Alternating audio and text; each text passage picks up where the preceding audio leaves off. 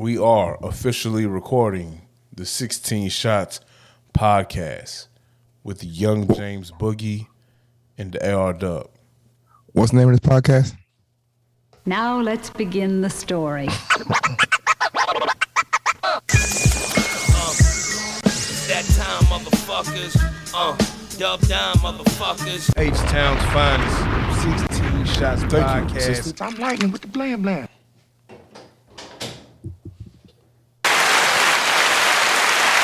It's good, man. We are America's premier podcast coming out of Houston, Texas. Young James Boogie, AR Dub. We are the 16 Shots podcast.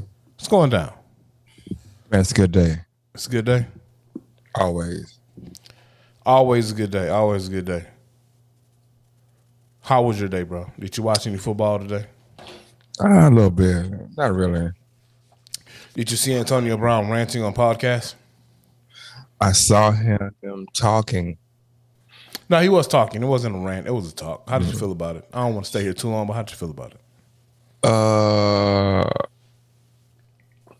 I felt like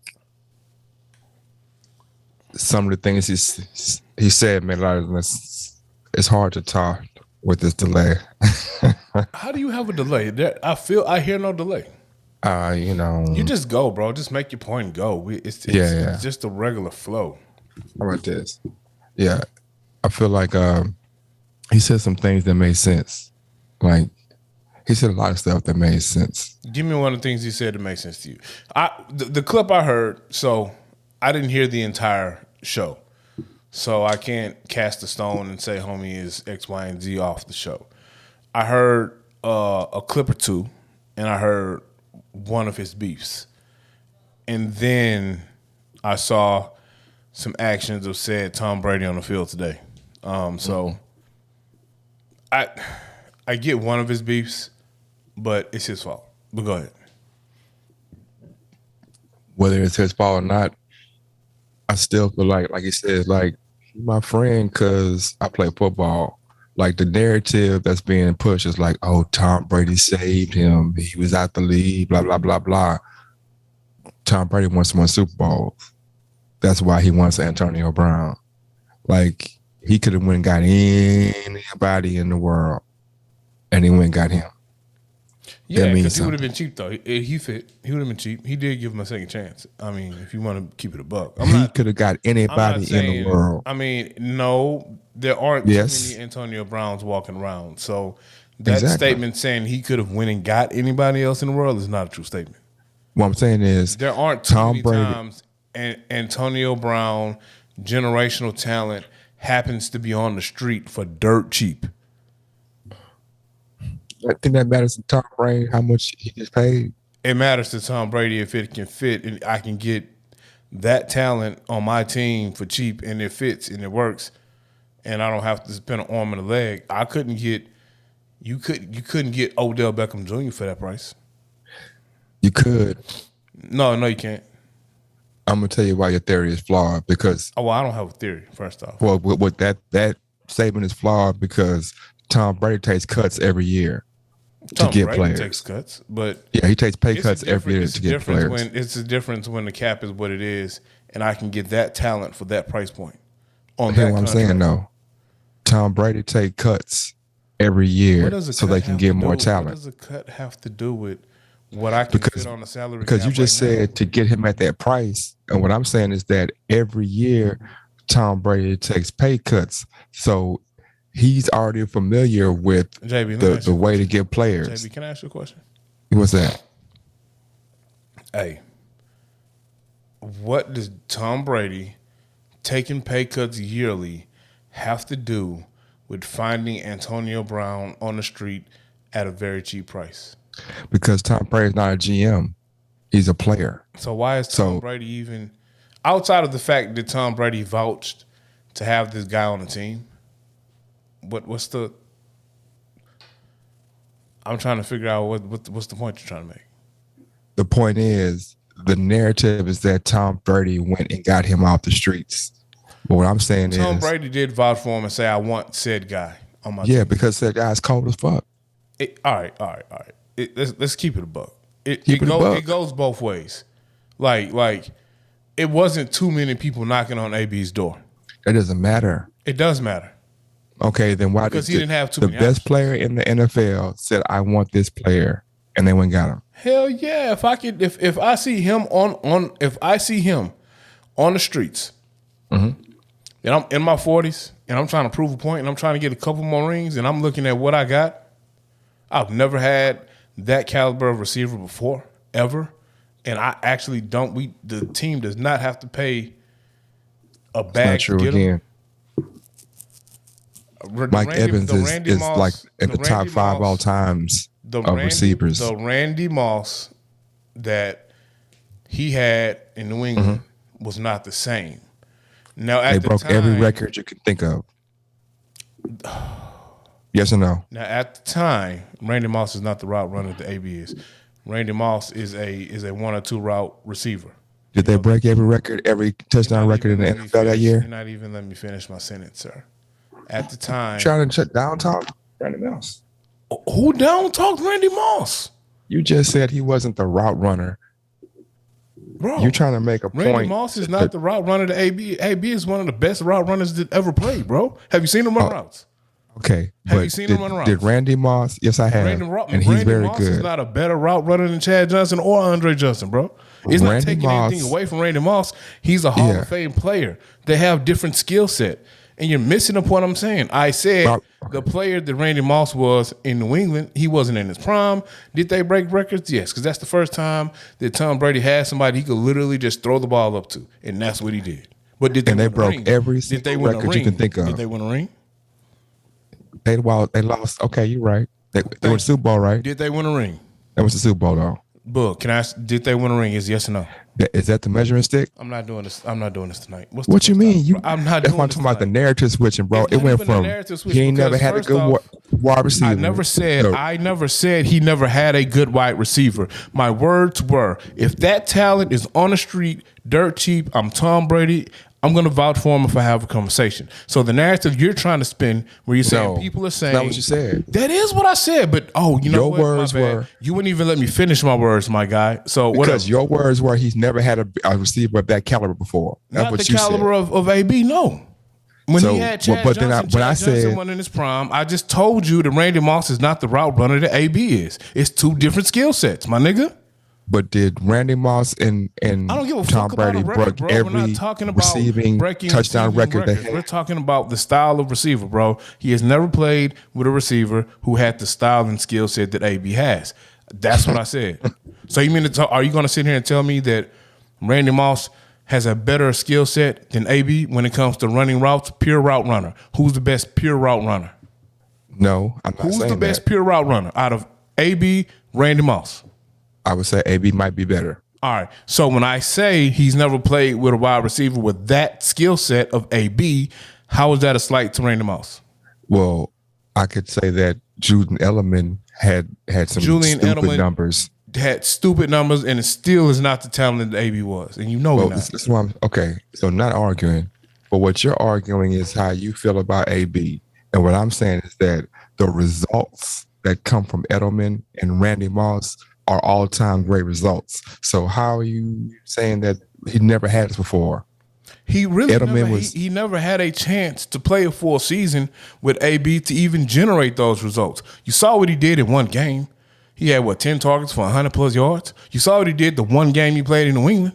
He had a couple of touchdowns, but he never had a chance to play full seasons with that guy. So now you want to put up stats for two receivers that he had time to play multiple seasons with, opposed to a guy within a span of maybe 2 or 3 years, he's played 8-9 games with? He played the full season last year with the Bucks, didn't he? No. He had to serve a suspension for some off the field shit. So he played. He served like an 8-game suspension last year. He only played one game with the New England Patriots because of some off the field shit. But he had to serve suspensions last 2 seasons. Well, last 3 seasons. Okay. But back to the interview. He made sense, man. I'm sure he did make sense to you. I'm just saying, he said his position, he was basically saying that if I say I'm hurt, I'm hurt. And I can ride with him because Arian came out and said that he didn't know that your boy was hurt, when he definitely knew for 100% that he was hurt. So why is Bruce Arians lying? Oh, I don't know. So that's what makes it like, if you don't want him off your team, or if you want him off the team, kick him off the team. But why you gotta lie about it? Okay. That's what's suspicious to me. Mm-hmm. You're right. What you got first on the docket? Man, I don't know.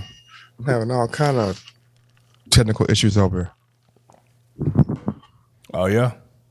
Yeah, man, it's wild over here in my ears. The pod guys don't want you to come through the speakers because they know you on some bullshit. Oh well, I fixed one, but I was gonna say, I heard a telling clip from the podcast. I heard him say that there's no reason why he should be on an earner's contract. Did you hear that piece? Heard that. How do you feel about that? I said that's his doing. Okay. For the most part, yeah. But really, man, it's hard for me to ever side with the NFL, bro, or with the coaches and the GMs, because I'm really not siding with the coach. I'm not siding with the coaches or the GMs. I'm pretty much saying that the talent he is, and when we run across these issues, and he ain't the first, he ain't gonna be the last, but with the talent that he had and the situation he was in, 98% of this is on him. 98% of this is his fault. I'm also under the impression that it's real easy to vilify a black man. It's easy to vilify a black man when you give someone the leverage to do it. That's why I keep preaching, control your narrative, control your own optics. You can't control the narrative, bro. You can't control the narrative. Or I can control the narrative as much as I can by my actions. You can't control the narrative. Yes, you can, bro. You control your own narrative every day, bro.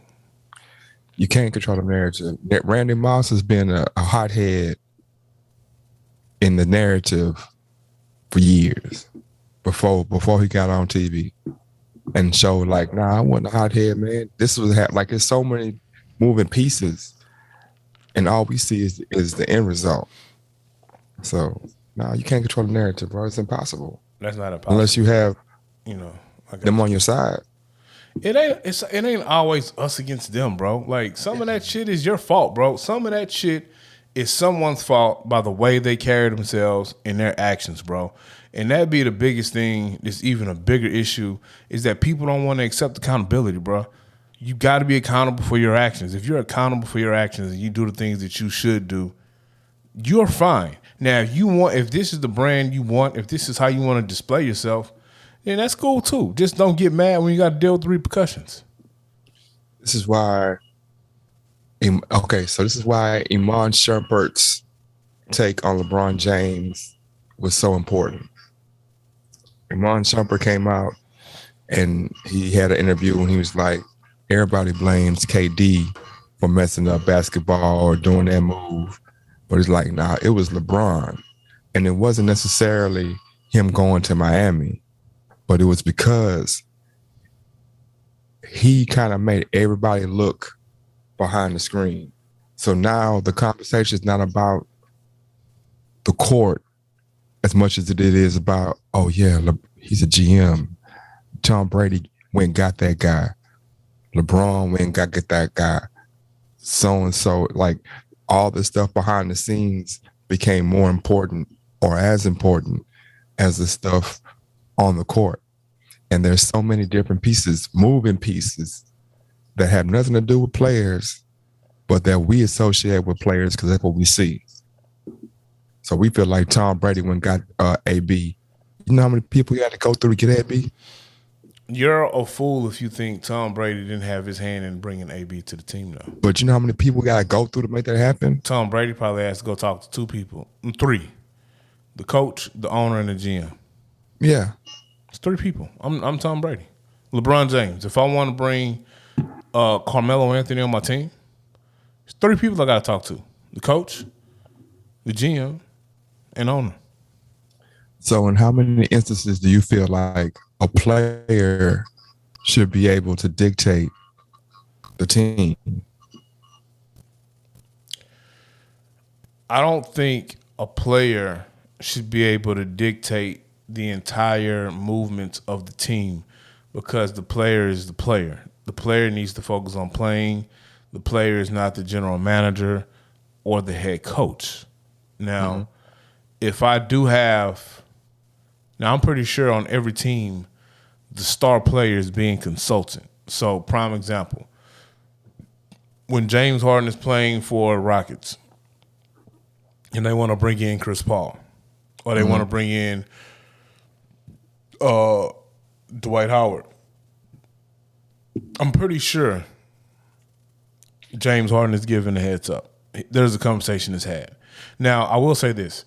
I think different players have different mentalities, have different I don't think every star player cared a lot. Like I think Kobe Bryant wasn't trying to be a GM. I'm pretty sure when they wanted to bring somebody in, they said, "Hey, Kobe, we want to bring X person in," and Kobe was like, "Bet, we're gonna work." LeBron might want to be the puppeteer and bring in who he wants. Every star player is different. But I think it's a generational thing more than I do think this individual. generation, because this generation, and I will say it's like more of an entitlement type across the board in every facet of life. So some of these superstars do feel entitled. I mean, LeBron wants to be a puppeteer. I mean, you know, and he's this is a league where your superstars are given the keys to the organization in a certain sense, those that want it. So, yeah, LeBron has tried to make moves. Some of them worked, some of them didn't. It seems like LeBron has the entire league around his finger. Whatever he says, the league does. I would go as far to say that, like, watching some of these 30 for 30s and his last dance, the way the teams operate in the 80s and 90s was a lot different. So your GM was the puppeteer. Yeah. And so, skipping all that, ultimately, if you have a player dictating who comes on a team, who is that player looking out for? Well, that player is looking out for his best interest. Exactly. Because that player is trying to get rings, championships. Or he's trying to bring his friend over. Or he's trying to get his assists up. Or he's trying to get a rebounder for him to shoot more. Like, it's 18 different reasons why I might get a player. But let me ask you another question, though. If I'm the GM, my job is to put the best team on the court that I can.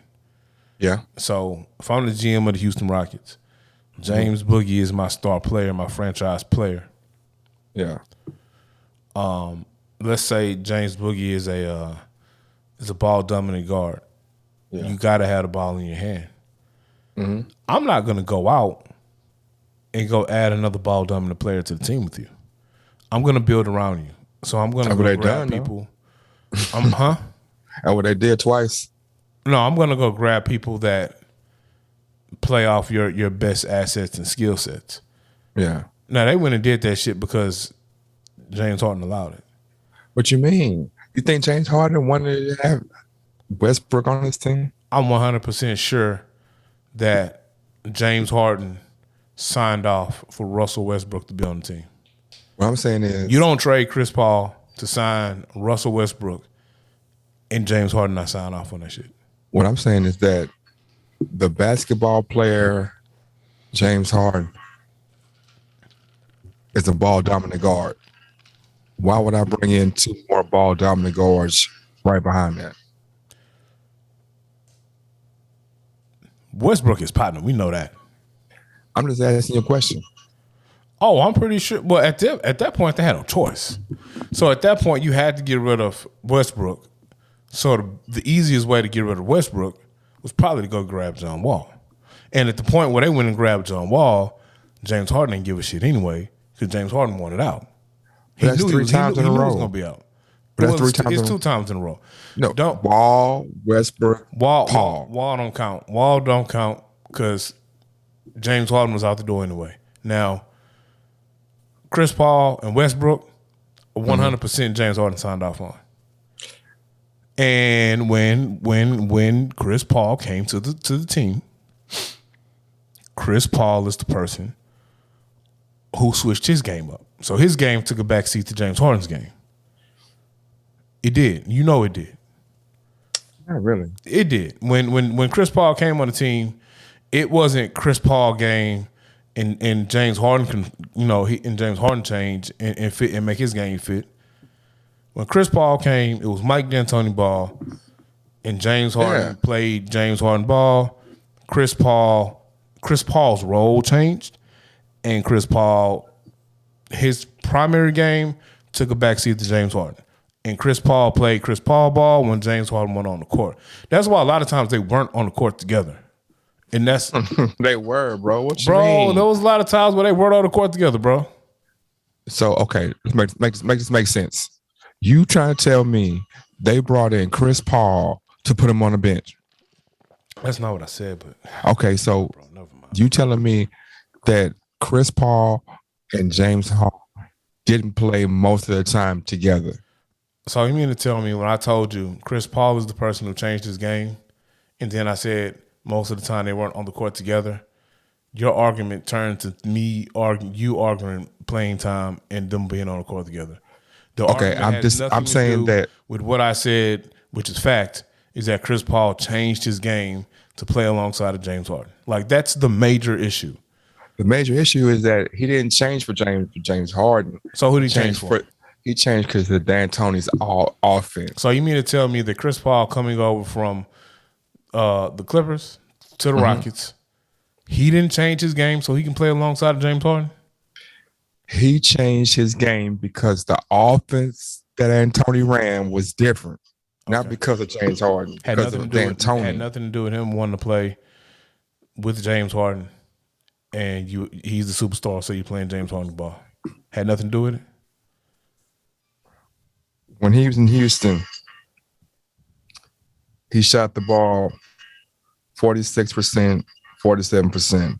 He averaged 18 points, 8 assists, 9 assists. Right? Right now, he's 14 and 10. So what I'm saying is because of our offense, because of the overall he was asked to shoot more. It's not because of James Harden. It's because of D'Antoni. That's what they running.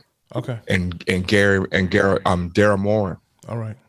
We're running. I mean, and that's what I'm saying. Like the conversation that, and it's not to bag on LeBron or just that it's that new age. It's that we always want to point to the figurehead. Or we see James Harden, so it's obviously James Harden.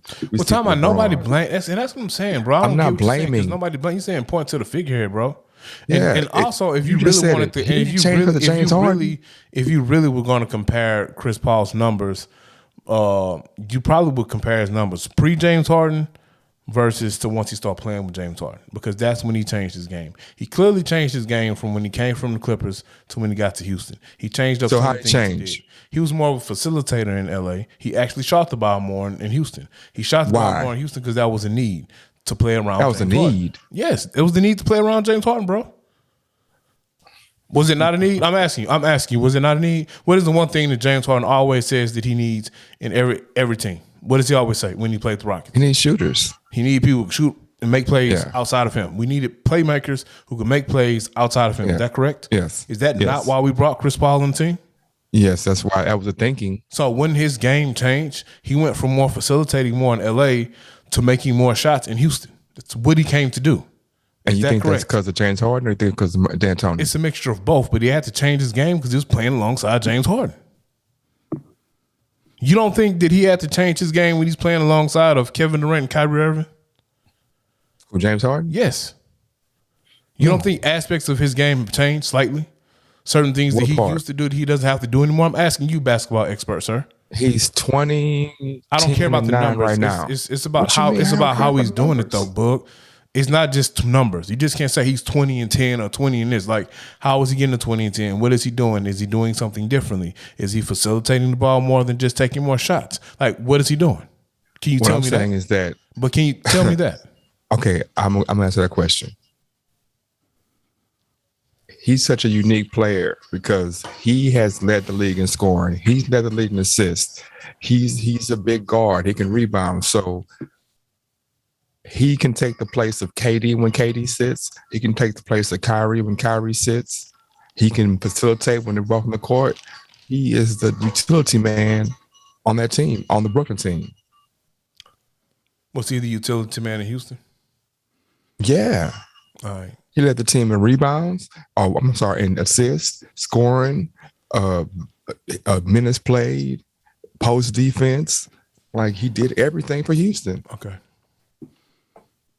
I'm just saying. You're right. I'm just saying. Why is it James Harden's name come up? D'Antoni has done this same thing everywhere he went to. He turned Steve Nash to a shooter, or not turned him to a shooter, but had him shooting more. When he was in everywhere he been, the same thing in New York.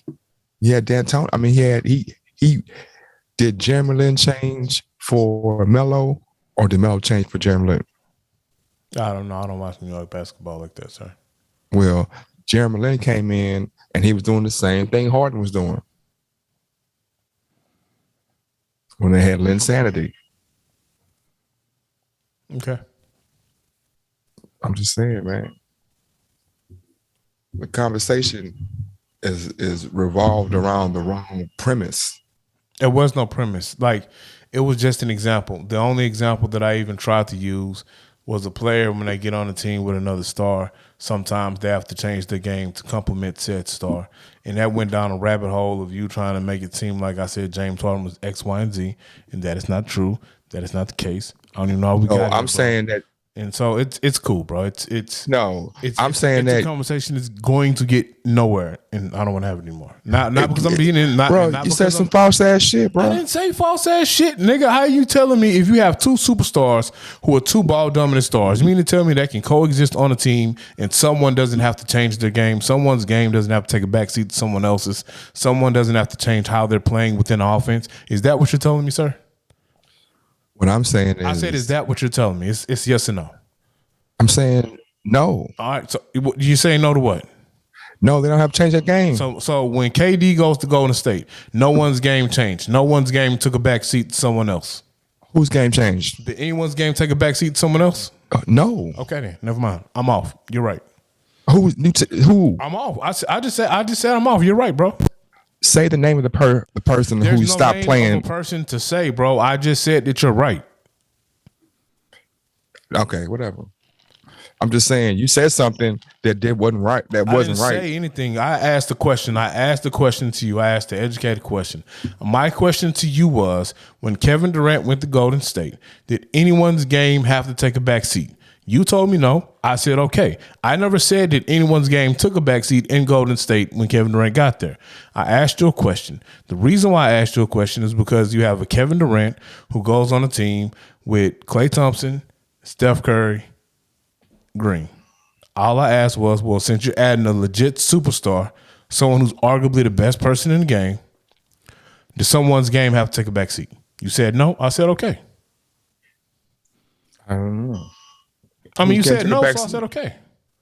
I'm not saying anyone. I've told you the third time, sir. I never said someone's game took a back seat. I just asked a question. Since you're adding another superstar, a ball dominant guy, did someone's game take a back seat? If you said no, I said okay. Well, the thing is, KD's not a ball dominant player. There's no thing is. I just said, did someone's game change? You said no. I said cool, you won.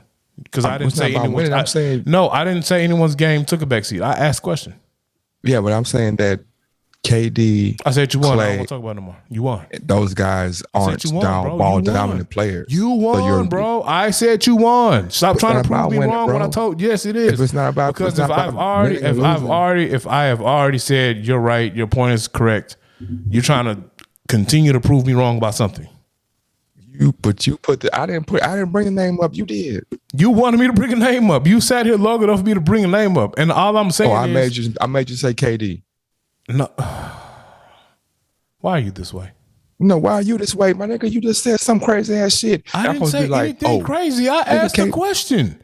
But the question you asked was loaded and it's wrong. It wasn't loaded, my nigga. I asked you, does someone's game have to? Why are we still here? I said, does someone's game have to take a back seat? You said no. I said, great. You're fine. You're right. That's all I said. You stretched it out. Once again, Chris Paul didn't change for James Harden. You're right. He did. Chris Paul changed for the offense. And for the record, I didn't say Chris Paul changed for James Harden. That's not what I said. Okay, what you say there? You heard what I said. Oh, okay.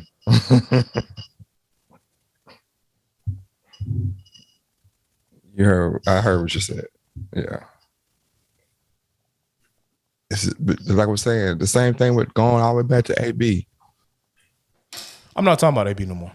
I'm not. About Tom we Brady. talked about AB for three episodes. I'm not talking about AB anymore. Going back to Tom Brady. I'm not talking about Tom Brady either. Because talking about Tom Brady is talking about AB. I'm talking about in general, bro. We have to stop looking at these situations like this. Like, man, that man got picked up by that team, man, and it wasn't just Tom Brady. It wasn't just Bruce Arians. It was like, from your own admission, you said he had to go talk to these three people. And by your own admission, you said the coach didn't even want him. So it's other people that had to say, yeah. So all that being said, man, it's like the intricacies of some of these organizations are being simplified to fit the way people think about their organizations. And it ain't that simple. Oh, you said something? I thought I heard a nigga talking about AB. And I ain't talking about AB. What you said, bro? I ain't hear you. What you said? I said people try to simplify situations to fit the way they organizations run or the understanding they have. Talk about. You owner. Yeah. And you're Tom Brady. Yeah. Do you think if Tom Brady comes up to the ownership on a new team and says, hey, that player over there, I think he can help me get a ring. Can we sign him? What are you going to say as an owner?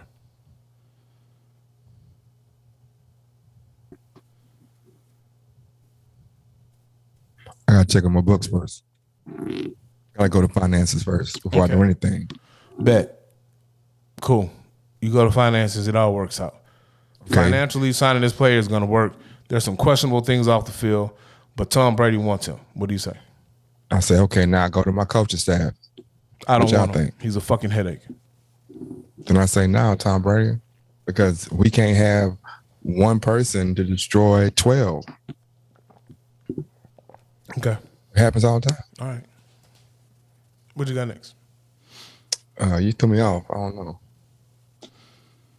know.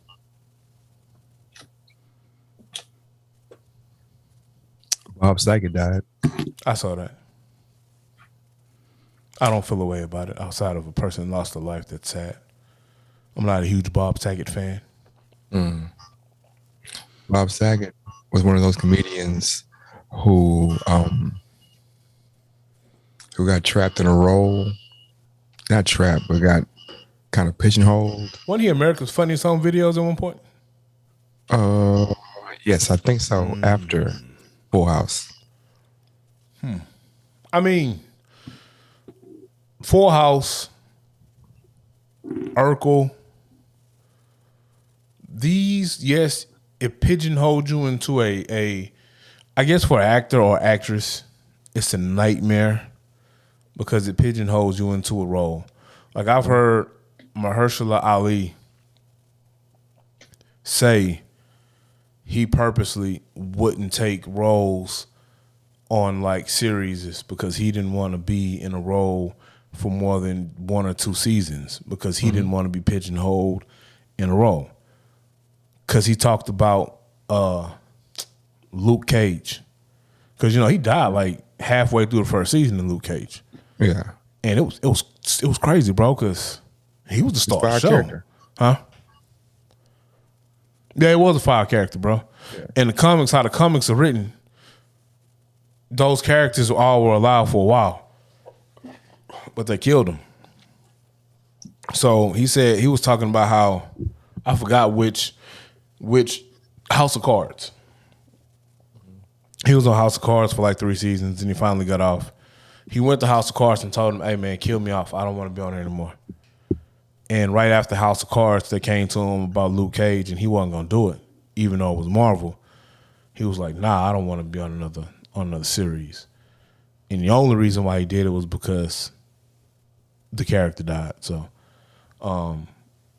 yeah, I can see that being a nightmare for an actor or actress if you want to do different shit and you're pigeonholed into this one role. But if you're on a series that runs like 8, 9 seasons, you're probably set for life, bro. I mean, Syndication. yeah, I can see that. Once it hits syndication. Yeah, but who wants to be America's dad for 40 years? Excuse me. Especially if that's not your particular form of comedy or Yeah, because acting. homie comedy was kind of vulgar, wasn't it? That's what I'm saying. Yeah. So he was kind of, it wasn't even vulgar. It's just, It just wasn't America's dad. yeah. I got you. So he was actually torn actually, when he died. I saw, and this was years ago. It may have been like an interview or something. I don't know who was interviewing him. But homie was foul, bro. Like not foul, like bad foul. Like I was like, damn. Like you said, that's America's dad. Why are you talking like this, bro? Exactly. Well, same thing happened to me for Della Reese, though. I'm going to say, yeah, Della Reese. But see, my first true experience with Della Reese was Touched by an Angel. Yeah. And then I went back and saw Harlem Nights. And I was in shock, my nigga. Red Fox I knew about, Eddie Murphy you know about, But Della Reese, I didn't know Della Reese had a filthy mouth like that. Yeah. That's the tough part about acting. Because people get so attached to characters. Not people as in the actual actor, but the audience. Wasn't Thea like that too? Thea? Yeah. Is she still alive or she died? I don't know, man. I'm surprised we ain't got no doorbell guest today, bro. I mean, we might. I don't know. The normal Sunday guest? Have I you think checked so. in with our normal Sunday guest? I've checked in, man, but Okay. Thea. Is Thea still alive? So Tom, I thought you were gonna start with your hating segments, bro. I thought you had some hate this week. What's your hate for this week, man? I know you got some People hate. make up narratives, man.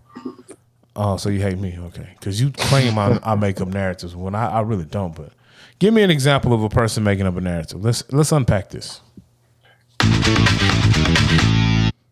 People make up shit.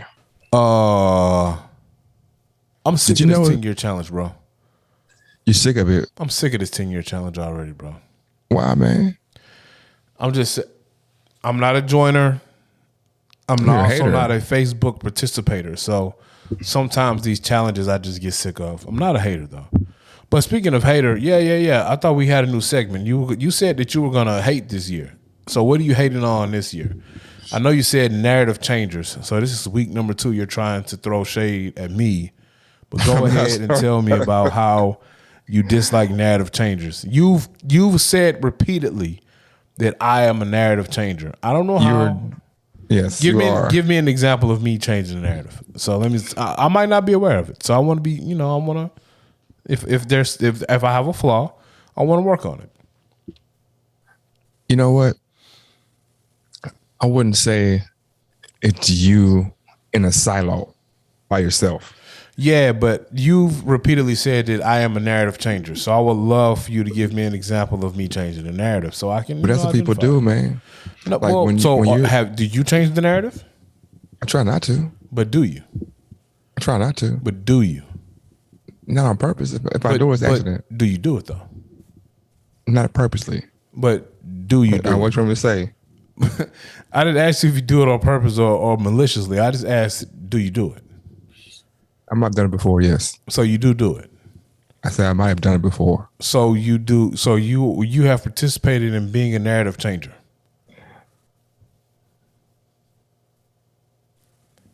Unbeknownst to myself, yes. So you have changed the narrative before. Yes. Okay. So give me an example of me being a narrative changer. Okay. So to not personalize it, but to put it a general. I want to personalize though. I'm asking for personalization, so maybe I can work on the flaw. Well, I think it's easier for us to be general because that is the whole thing about the narrative. The narrative is we're having a conversation about Chris Paul and him changing his game. Right. For James Harden. Okay. So I say, well, it's not particularly for that reason. So although I understand where you're coming from, I don't think that that's valid. Oh, so it's not necessarily I changed the narrative of something. You just don't think that my take is a valid take on what we were talking about. Well, no, but when I'm saying, so when I address the validity of your statement, then you change it to say, well, you change the narrative of the conversation. We're not longer talking about Chris Paul and his changing his game. We're talking about other things. Well, what did I change it to though? Because if you give me a real example of when I changed that narrative, I'll understand it. You changed it to, okay, so I said that it was James Harden. And you were like, nah, it ain't James Harden. I mean, no, I said it was James. I said it was D'Antoni. You said it was D'Antoni. And I said D'Antoni and more. Yeah. More than James Harden. Right. And you were like, well, when a dominant ball player comes, he has to do this. And I'm like, ain't got nothing to do with that. Oh, it has to do with the offense they're running. So changing it to say, talk about dominant ball players, now that's not relevant in this situation. So what you're saying when I said, well, if you're talking about two players that are both ball dominant, someone has to change the game. That was me changing the narrative. Yeah. Okay. Because we're talking about Chris Paul and James Harden, and everybody that comes to the Rockets, no matter who they are, they say shoot the three. Okay. Right? Yeah, that's how the offense was designed. Yeah. So it's not because of James Harden. It's because of D'Antoni. But if the offense is designed to run around or revolve around one person, wouldn't anyone who comes into that system, regardless of if they were a fit before or not, have to change up aspects of their game to fit in said system that is designed around their superstar? But it's not designed around James Harden. So is the system not designed around James Harden? Is James Harden not the figure piece of the system that made it work? He's the best player in that system, but it's not designed around him. So because anybody you put in that spot is going to post it. When D'Antoni was in Phoenix, D'Antoni's system was X-Way, and the facilitator of the system was what's homie name, bro? Steve Nash. Steve Nash. So Steve Nash was the facilitator of said system. He's a Hall of Fame player. He was the star player on that team. So in theory, he ran that system. So anyone who came in and played for Phoenix, their game had to fit said system and fit Steve Nash's skill sets in said system. Is that correct? No. It's not correct. If Steve Nash is the key facilitator of the system, that he built the system, he thrived in that system. They set that system up around Steve Nash. It's D'Antoni's ball. It's D'Antoni ball, and D'Antoni ball. He fit Steve Nash in it, and he built the team around Steve Nash. Is that true? Who was the key player? Who was the key player in that system? Is that how you ask? So Was it not Stoudemire played his Stoudemire? point. Was it not? Stoudemire played ISO Joe, won ISO Joe. I said he was catch and shoot Joe. Yeah, he won ISO Joe. He was catch and shoot Joe. Because What about you the needed Matrix? catch and shoot Joe. You needed everybody in that system fit around D'Antoni and Steve Nash. If you want to keep it around above. D'Antoni. Around D'Antoni and Steve Nash. D'Antoni had a system that Steve Nash thrived in. Steve Nash What was did- cold in Dallas. He was cold in LA. But Phoenix was the coldest because that system, it might not have been that made for him, but it was made for him. So what did Strawberry do the year D'Antoni left? I mean the year Nash left. Starbury did everything Steve Nash did, but was better on offense. But they weren't more successful than Steve Nash. They went to the playoffs. Yep, lost they to the did. Spurs. They did. Okay, They might have when ran into a different monster though. They ran into the Spurs. So D'Antoni went to New York and did not have a Steve Nash or And had James Harden. but he had Jeremy Lin. Time out. Jeremy Lin is not Steve Nash nor James Harden, bro. Jeremy Lin put up godly numbers for a 30-game stretch to the point where Melo was mad because they changed the system and now we're not ISO Melo no more. We're running this system.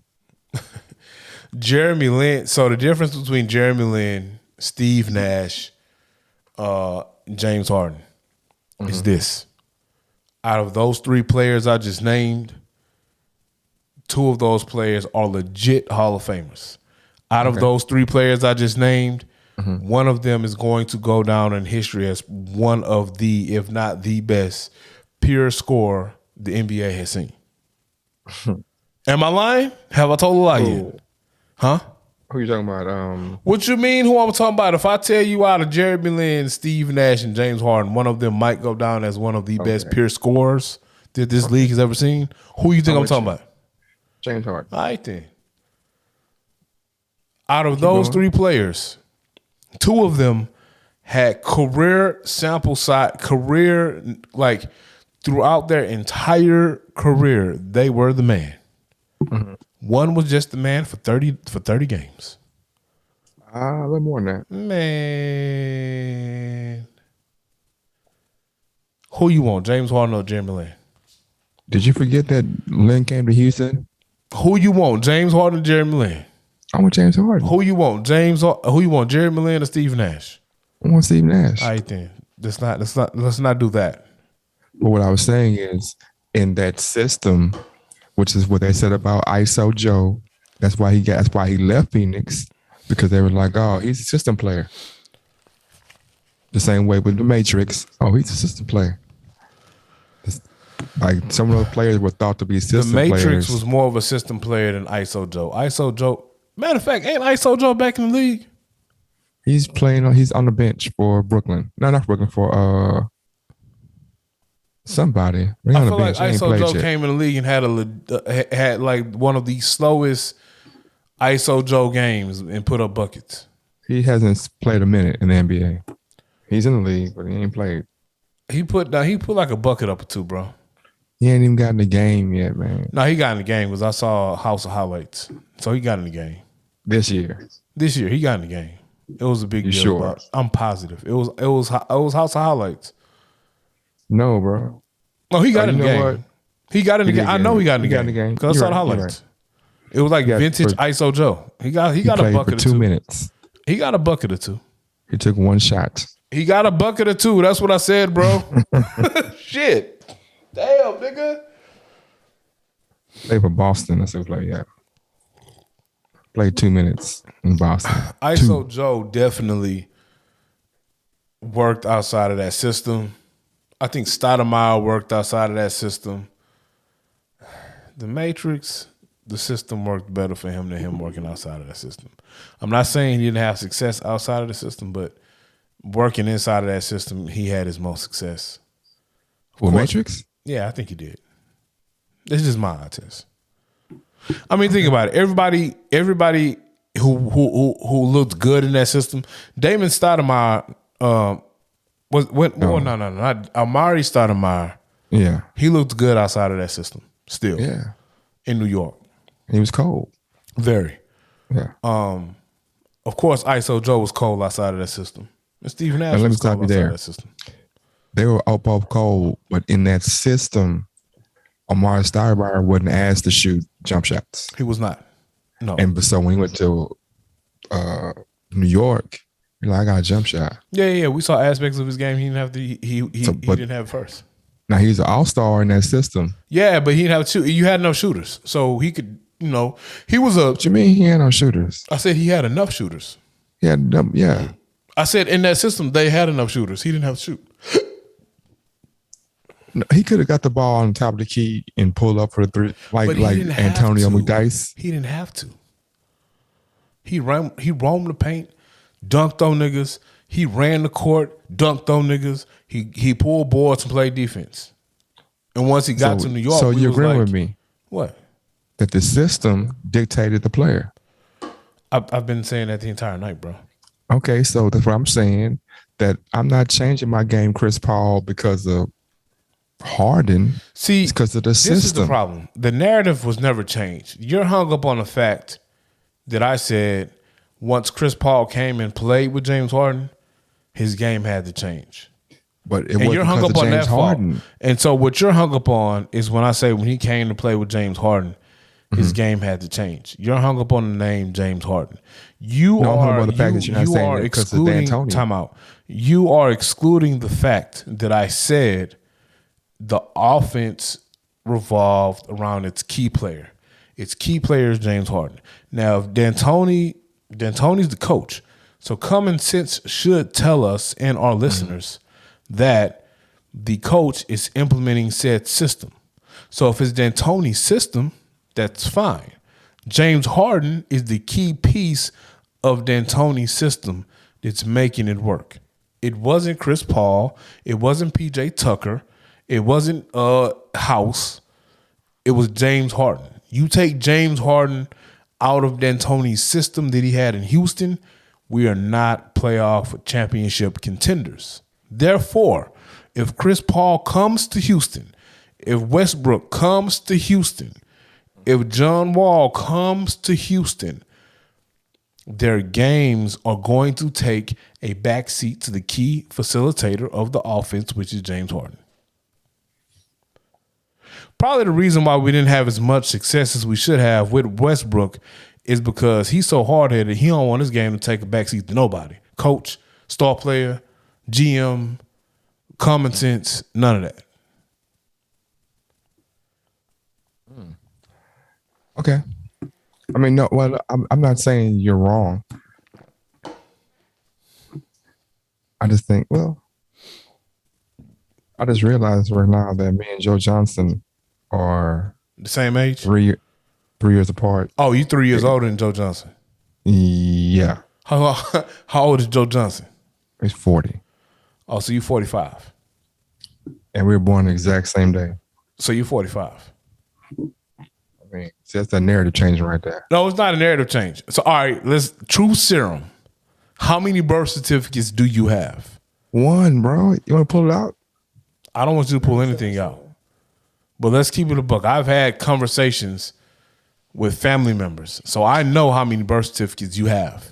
Matter of fact, you've told me how many birth certificates you have. Look, bro. This is an official document from HISD. Why do you just have your birth certificate handy laying around? You see what I'm saying? Why do you just have your birth certificate handy laying around? Official document 6/29/78. Right you do realize that you, James, first off, I don't know why you just have your a copy of your birth certificate just laying around. No, it's not. This is a test score. Secondly, you do realize that you have personally told me you have 2 birth certificates. You know that, right? Okay, so move right along, man. Can't get the feds in my business, man. I'm glad that you see. That's how the audience knows when you be full of shit and you be bullshitting. No, man. I'm just saying you finna harp on this. I'm not gonna harp I done on it, bro. showed I just you- want you to tell the truth. If you ask me a question, I'm gonna tell you the truth, bro. Ask me I a just very showed you the evidence, Ask bro. me a Like, very what you personal want- question that I probably will be embarrassed of, but I'll tell you the truth. Ask me. What you want me to do? Ask me a question, bro. I don't ask you no questions, man. Man, ask me a question, bro. I'll answer it. I don't want to ask you no questions, man. How do you deal with a stalker? How do you deal with a stalker? Not a What stalker. kind of stalker? A stalker is the wrong word. If someone how do you deal with someone who has invited themselves somewhere that you're going to be and you clearly don't want to deal with said person? How do you avoid it?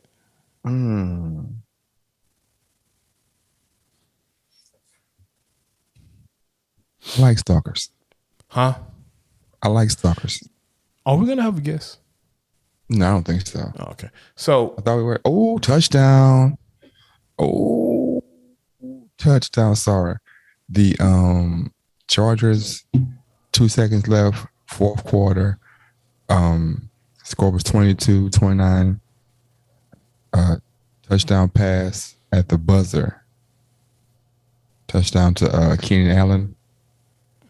This is for the playoffs. the white boy good in San Diego though. Or what they in there? They in they're not in San Diego. The LA They're in Chargers. What's homie name, bro? Herbert. Herbert's good, bro. Okay, field goal, very important. Extra point. They missed these. That was big. Oh, okay, it's good. Overtime. Do I need to hop in somebody's DMs, bro? Let me see.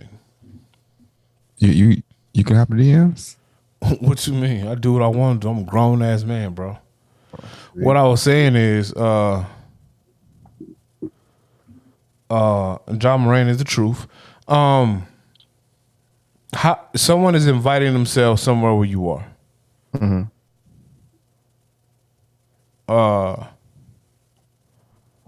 Someone is inviting themselves somewhere where you're at. Okay.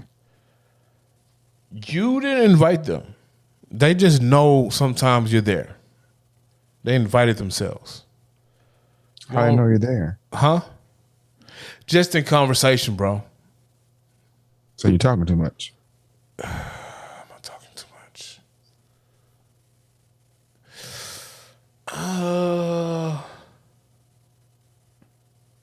I wouldn't say I'm talking too much. It's just regular catching up. You make the state like you happen to be there one time. Yeah. Like, you know, you happen to just be at said club, hookah, hitting the hookah. And, you know, they just hit you like, hey, man, what you doing? Oh, you know, I'm at Club Hideaway hitting the hookah. Okay. I come here on Tuesdays. So a random Tuesday. So a random Wednesday, they're like, hey, next Tuesday, what time you going to be at Club Hideaway? I'm going to come pull up on you. You didn't invite them, though. How do you avoid not having them around without alienating them, though? Why do you not want this person around? Various reasons. You don't want to deal with it. It's not good optics for you. You might be in a situation where, you know, it could be detrimental to your home life. And honestly, if you're going to jeopardize your home life, it'll definitely be with somebody way more fire than that. How do you avoid it? You toxic, bro. I'm very toxic. Well, I mean, this ain't nothing new. Okay, so I don't mean to get off your subject. You're getting off my subject, though. Because, man, I'm trying to save you from yourself. How you trying to save me from myself? I'm asking a legit question, bro. There might be listeners who are in the same boat that I may or may not be in. If you don't want to be with that person, man. Oh, I didn't say be with. See, no, whoa. Now you're changing. If you don't the be narrative. around that person. I just might not want to just don't be deal around with them. it. So how do you? All right. So how do you nicely say, "I'm a chill. Don't come up here and hit the hookah with me." You don't go. I don't go hit hookah. Hookah is hitting the hookah is my like me time. It's how I, get away from the stresses of the week. You gotta find a new spot, man. Why I gotta find a new spot? Because you told on yourself. I ain't telling on myself. Yeah, you did. You got a whole hookah spot you go to on the other side of town. Why you want to come bother me on my side of town? You shouldn't have told him that's your spot, man. You're right. You know where I go smoke hookah at? I don't. Exactly.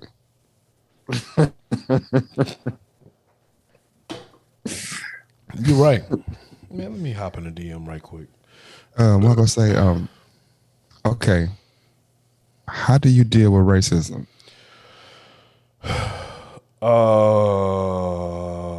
That's funny when I type that in, that's who comes up. What do you mean? So I was in a position. Okay, better question. How many times can a non-black person say nigga around you before you're like, hold up, man? So, none. Race. So that's a big. That's a big deal, bro. So that's a big thing. So a non-black person saying nigga to me, it ain't gonna fly. I've been known to respectfully tell people to shut the fuck up. I remember an instance when I was training myself to be an automotive body technician. Okay. There were a group of young Hispanic people, and there was oh yeah, N-word this, N-word that, and it was me and it was another black dude, my age or slightly older. I walked over there and I said, hey bro, can y'all not say nigga around me?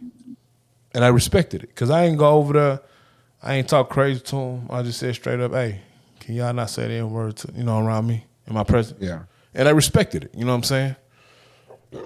That was like, oh man, we all the same. I'm like, bet, but it's disrespect from where I'm from. Okay, so now what if this is it? What if this is the question? Or this is how it's presented to you? Go ahead. So it's like, yeah, man, I'm telling you a story, and it's a funny story, and I say, then the guy turned around and said, what's up, nigga? But it's like in a joke form. And it's not him saying it. It's him saying somebody else said it. I was in this position. I was in this very position once. I was at the home of someone that me and you both love, one of our brothers. And there was an extended family member there. Yeah. And they were talking. Yeah. And you know how you be talking and, somebody tell a story and the story be too juicy and you be like, nigga. Well, yeah, the person that we love and his extended family member were having a conversation. And the extended family member, who is white, said, nigga. Me and the wife looked. First we looked at the person me and you love. Yeah. Then we looked at the extended family member. And I played it out in my head. I was like, if you stomp them out, I'm not finna let this white boy say nigga around me. Now, I need to go slap the shit out of him. Or at least go off. But I'm at my family's house. And this is clearly a thing that flies. So it's probably not in my place to be that offended. He didn't say it to me. He said it to him or her. So me and my wife literally said, man, that's some wild shit. And just left it alone. Now, the person that me and you know and love acknowledged that me and the wife knew, like, hey, that's some wild ass shit. And kind of laughed it off. And him or her knowing me was like, ah, man, that's just how we play. So I see. That's too blatant. It's too blatant for me, but I felt like, you let the shit fly. So I felt like you let the shit fly. So I Had to let it fly too. At least gotta let it fly. He ain't saying it to me. Yeah. And they've never said it to me, and that was the only time I've ever heard it fly. Now I know it flies probably when we're not around. I'm pretty sure a conversation was had after that day and was like, hey yo. When he come around? Because I had to have a conversation once. So, back in the day when we was in the middle of Circle G rapping, we had the two brothers from Beaumont that happened to be white people.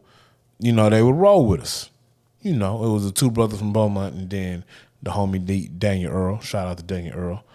So you know what I'm talking about. Not Earl, but you know what I'm talking about. So it was two instances I had to not check homie, I had to have a conversation.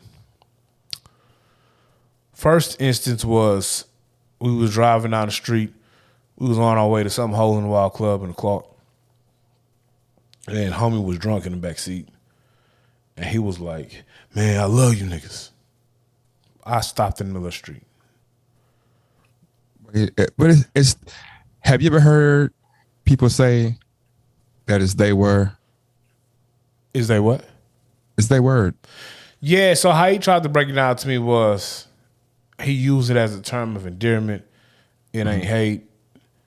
He truly loved me. That's what he said. Yeah.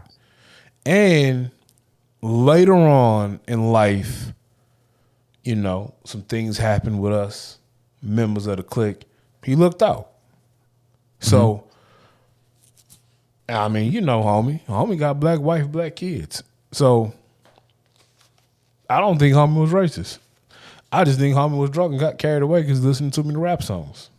But no, so I'm saying, so it's like, it was like he was telling me a story about something. You can't you better say N-word. And then I look at you sideways too, but you better say N-word.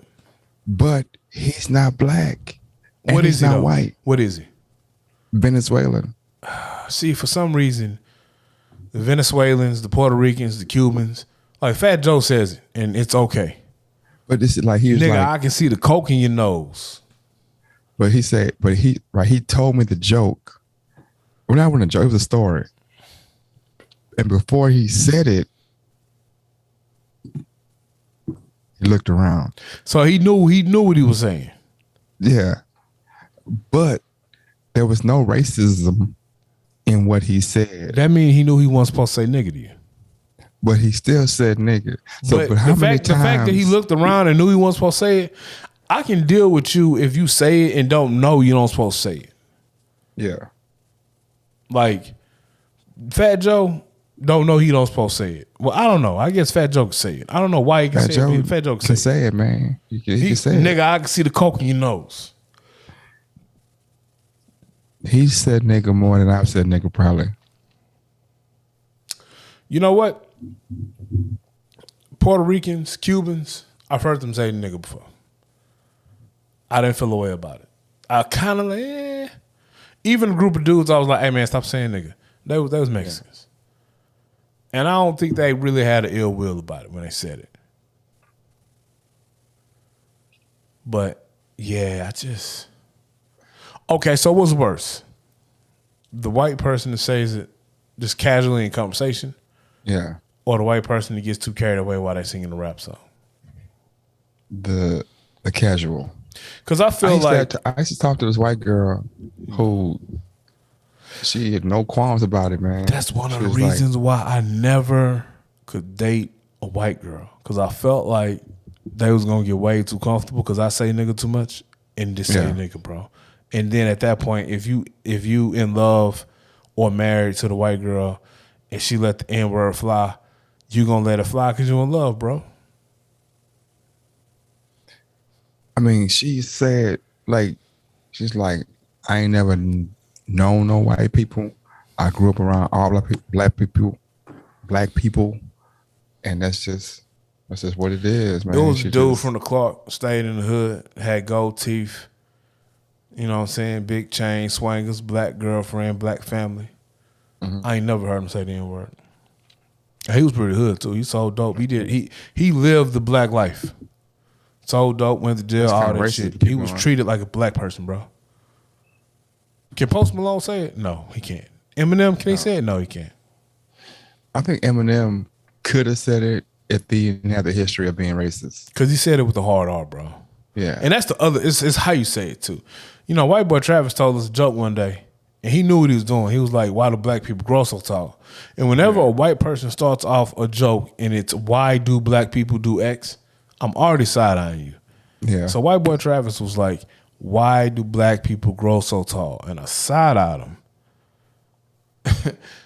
And he knew. First he was off, like, how you can just call him white boy Travis, man? because he was white boy and his name Travis. So you can if we called you black boy Aaron. It's racist. It's a double standard. You know it's a double standard, bro. Okay. But no, white boy Travis said a joke, bro. Yeah. And for the record, when white boys are talking amongst themselves, I'm pretty sure they say N-word Jablani. They said it'd be nigga JP. It be nigga JB, bro. I'm just letting you know that. I'm letting you know that. In they circle, you nigga JB. So white boy Travis, yeah, I've been out here though. White boy Travis was like, why do black people grow so tall? I'm like, why white boy Travis? And then he was like, because they're Negroes. I was like, you're funny. If I didn't like you, I'm gonna slap the shit out you, bro. So what's worse, nigga or Negroes? Nigga or Negro? Because I feel like if a white person call you Negro, that's extra disrespect. You should slap them on sight. But see, he didn't call you a Negro. He just said Negro. Negro, Negroid. If all of that is said around you from white boy, extra disrespect, slap the fuck out of them. How many people? Oh, this boy Herbert. Oh, Herbert cold, bro. I'm telling you, Josh Herbert is cold. Whatever that boy name is, he's cold, bro. Justin. Same thing. Josh, Justin, white boy, same thing. It's racist, man. You are racist. I'm racist and toxic, but I can't be racist because I'm black, though. Jeez. Look, I'm living within the loophole, okay? Okay, now why do you hate the 10-year challenge, man? I don't hate it per se. I'm tired of seeing it on my timeline. People proud of their 10-year growth, man. It is, but some of them have grown like physically, not mentally. And so they good with that, man. There's some people in the same mentality that they were in when we graduated from high school, and the only thing that has grown is their belt line. Now my waistline has grown as well, so I'm not, I ain't talking about nobody. But I'm not doing no 10-year challenge. Plus, that's just another way of the feds to find what your face looked like 10 years ago to see what it looked like now and just keep tracking you with facial recognition, bro. Nah, what about that? I'm here for all the conspiracies, bro. I'm like, okay, what did you do in life? Not you, but what do people do with the feds got to track them? Like, I got to track Pookie. I got to track Lil Ray. You know what? Unlike track him. You know, these conspiracy theorists, and they like, man. So, do you fly a lot? No, not a lot. I fly a lot. So, Clear is a thing in the airport. And so, Clear had this thing going on last year. I was flying out of Alabama. I was flying out of Birmingham, actually. And the TSA line was stupid. Mm-hmm. Well, it was some people who got to the airport late, and they had to do the Clear. So Clear had a thing that was like, hey, man, you can sign up for free. Try it out for free, like 30 days or whatever for free. All you do, you hit Clear up, they scan your face recognition, you skipping all lines. Mm-hmm. So people was like, oh, I heard people like in the line like, oh, I ain't doing that shit. Government ain't finna see me while they're unlocking their iPhone with their face. You know what I'm saying? So I was like, well, look, at this point in my life, I have Apple products around my house. I got Apple speakers in my house, like multiple speakers. I got Apple MacBook, Apple desktop, Apple phones. The FBI has my face scanned, 100%. They have my. What does that matter? That's what I'm saying. They have my face. They have my fingerprints. I don't give a fuck about Clear. I'll go do Clear. I'm not doing any crime that I'm worried about facial recognition. And at this point, I'm already cool with the fact that when we get these Androids in about 10 years, and when I say Androids, not the phone, but the actual robot, I'm gonna have one in my house. It's gonna murder me like iRobot. I'm cool with that, bro. I'm there. I already know. When Apple comes out with these glasses, I'm gonna have them. I'm probably finna go buy Oculus just to roll around the metaverse just because. I'm gonna Have you do ever it, bro. used Oculus before? So yes, I have. I haven't. Fucking amazing. So, huh? They're fucking amazing. Fucking amazing. So a coworker, he was telling me about them. Like, and this first off, I'm changing the narrative. I love technology. I'm gonna tell you why. So I feel like technology has bridged the gap. Like people our parents' age, they missed the wave on technology. My old man still fills out bills by hand. He still sends checks in the mail. I'm 40. You're in your early 40s. I'm in my early 40s. I know people my brother 8 years older than me, so I know people in their 50s who still play video games. Like, I know 55-year-olds who play Xbox and PlayStation. So the technology has closed the gap. I feel like essentially it's a gap between me and my old man. My old man's 70. Technology has closed the gap because you have people between the ages of 15 and 55 that they all can relate because of they all can relate because of technology. So homie is about probably in his 50s. He brought his Oculus to work. I threw it on, bro. That shit was fucking amazing. I was Darth Vader and I was being a Jedi. Yeah. And then I said, well, what else can you do? He was like, man, you can watch Netflix. So I hit the Netflix app on Oculus, and it was like I was sitting in the theater, bro. Yeah. And I was like, bro, I can buy this shit, sit in the bed, and just fucking watch TV. Fuck the screen. I don't need an 80-inch screen no more, bro. And then you can see from all different angles. All different angles. So I haven't threw on an Oculus since the metaverse has popped up, but I've heard a couple of podcasts and just a couple of people who have the Oculus, and they're telling me this metaverse is stupid. And so I kind of understand NFTs now. So yeah, we got to. Me and you got to get an Oculus, bro. We're gonna get some Oculuses. We're gonna do a live show in the meta world, bro. You know, speaking of live shows, man, shout outs to okay, it's commercial time. You ready? Oh yeah. Are they paying us? Because the barbecue nigga never sent us barbecue, by the way.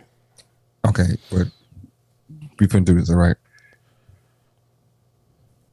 So, shout out to the Foodie Bar, man, on North Durham and Larkin. They have some of your best foods. They got your beignets, your Monte Cristos, chicken, waffles, gourmet chicken. Monte Cristos. Oh, yeah, Monte Cristos. The Foodie Bar run by Charles Duray and his wife. Wonderful setting, real, just professional, great, wonderful food. And there's a good chance we'll be setting up for a pod there in the near future. I'm probably going to be home for my birthday, bro. So if that's the case, we 100% got to pull up. Definitely. But the Foodie Bar, man, if you haven't been, if you're in Houston, like I said, it's right there, catty corner to Canes on I-10, North Durham and Larkin. The Foodie Bar. Excellent food. Healthy options as well. Meal preps. The whole 9 yard. These Raiders trying to come back. It's a tie game. The Overtime. Raiders? 32-32. You looking it up? Nah, I'm just looking at every time I watch the Houston Rockets IG, some amazing shit is going on. Yeah. And then the box score comes out and we lost by 20 every time. Yeah, they lost by like 20 to the Wolves today. So what you got in closing, bro? I know it was late. It's a work day tomorrow. Talk about the food bar. Talk about racism. I will be doing some commercials, man. So send me the look forward to seeing commercials those. so we can see, man. All right.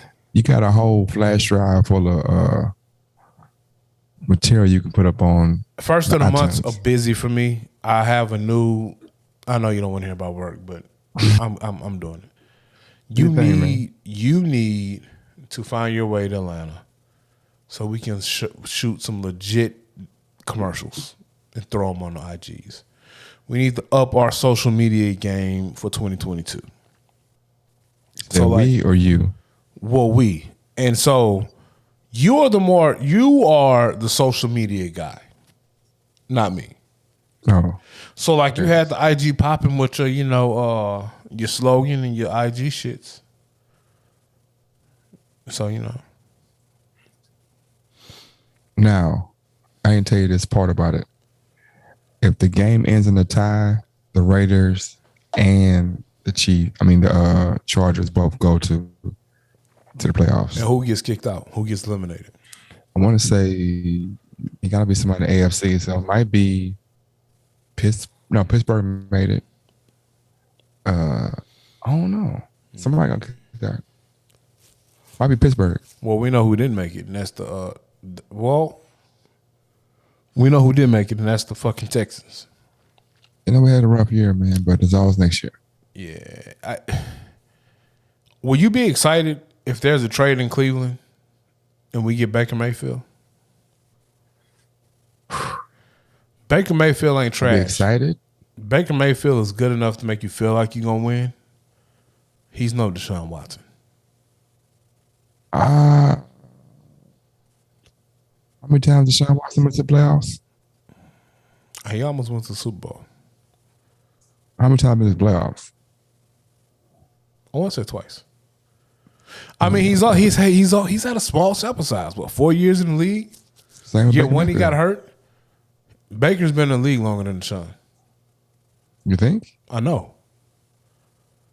Baker's been in the league longer than Deshaun Watson. Maybe 4. No, this is his 5th year. Yeah, Baker Mayfield's been in the this the league 5th year longer option. than Deshaun Watson. Deshaun Watson's 5th year option should be coming up if he was on the team like next year. Man, I ain't got nothing closing, man. It's going to be some commercials, some hate. Really, I can't hate that much because I'm too player to hate. So I want to be a hater, but I'm just too player, man. You be having some hate, bro. We're going to take the pod to the next level. We're going to start live streaming on Twitch. So I don't even know what Twitch is. I know what you're it is. going to but I learn don't know what how it to is. use You're going to get the passwords and everything. We're going to start live streaming on Twitch, get a fan base on Twitch. So we're going to set some dates where we have a live stream. And if, our listeners want to interact while we pod on Twitch. We'll probably do some Facebook shit live too. Yeah, we're gonna do that. So we'll do some of that. So we'll set that up starting next week sometime. Okay, I'll have to do some research on Twitch. Yeah, man. And so, hey, this has been another episode of the 16 Shots Podcast with Young James Boogie. AR Dub. Check us out on all streaming platforms. And we out.